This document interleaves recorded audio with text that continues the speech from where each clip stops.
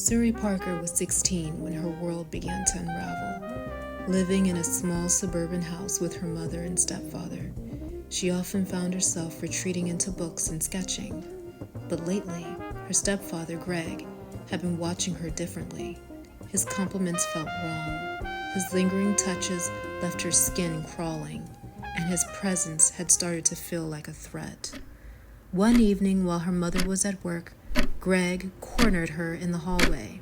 His words were laced with a disturbing familiarity. "You're growing up so fast, Suri, so beautiful." When he leaned in closer, Suri froze. Fear tightened in her throat, but she managed to push him away and lock herself in her room. Her heart raced as she replayed the moment, anger and shame mingling in her chest. The next morning, Suri confided in her mother. She expected outrage or even a hug. Instead, her mother's face twisted in disbelief. "Greg would never do that," her mother said sharply. "Why would you lie about something so serious?" Suri's stomach dropped.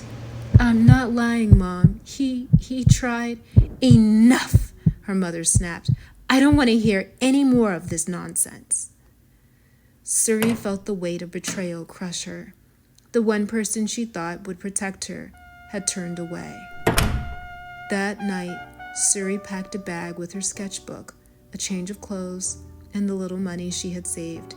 She slipped out the door and disappeared into the night. For days, she wandered the city streets, sleeping in parks and bus stations. Hunger gnawed at her, and fear was a constant companion. But even in her despair, she refused to turn home. Eventually, Suri found her way to a homeless shelter.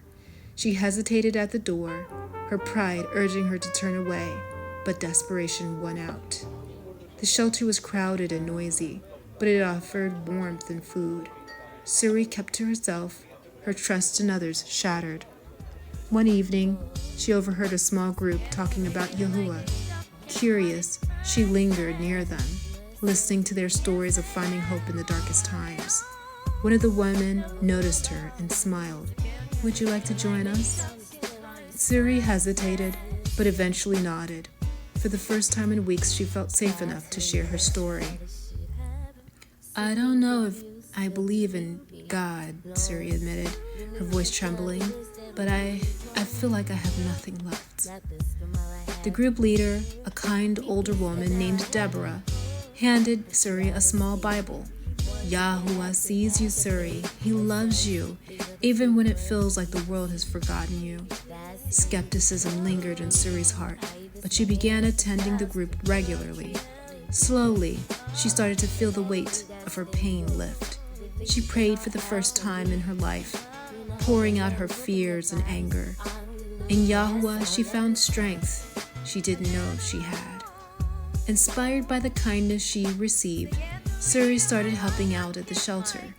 She noticed how many teenagers came through the doors, each with their own stories of abuse, neglect, or abandonment. Suri saw herself in their faces and felt a burning desire to help. With the shelter's support, she started a group called Voices. It was a safe space for teens to share their stories and support one another. Suri used her experiences to guide them, teaching them about resources, self-advocacy, and finding hope. Group grew quickly. They held fundraisers, organized rescue efforts, and partnered with local organizations to provide housing and counseling for teens in need. Suri's work with Voices became her purpose. She used her art to design flyers and create murals in the shelter, each one depicting themes of hope and resilience. Her once quiet voice became a powerful tool, advocating for teens who felt invisible. One day, her mother walked into the shelter. Tears streamed down her face as she approached Suri. "I was wrong," her mother said, her voice breaking. "I should have believed you. I'm so sorry." Suri's heart ached, but she had learned through Yahuwah that forgiveness was part of healing. She embraced her mother, though their relationship would take time to rebuild. Years later, Voices had grown into a nationwide organization, helping thousands of teens escape dangerous situations and find hope.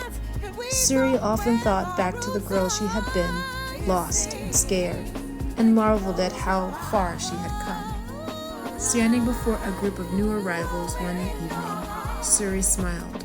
"You're not alone," she said, her voice steady and strong. "Your story matters, and together we'll make sure it's heard."